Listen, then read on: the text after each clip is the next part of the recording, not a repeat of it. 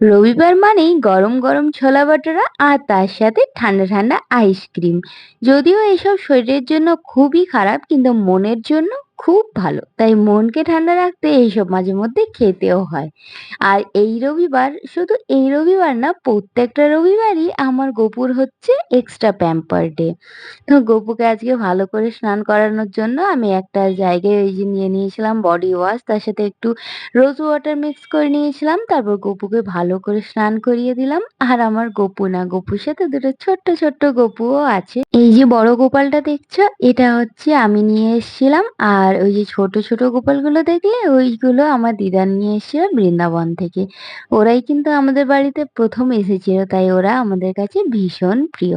তিনজনই খুবই প্রিয়। তিনজনকে আমি স্নান করিয়ে ভালো জামা পরিয়ে দিয়েছি। আর এই দেখো, একটা গপুর চুলও আছে, যেটা আমি গ্রীষ্মকালে পরাই না, ওর কষ্ট হবে বলে। আর তারপর গপুকে পুজো দিয়ে নিলাম। তো চলো, দেখা হচ্ছে নেক্সট ব্লগে।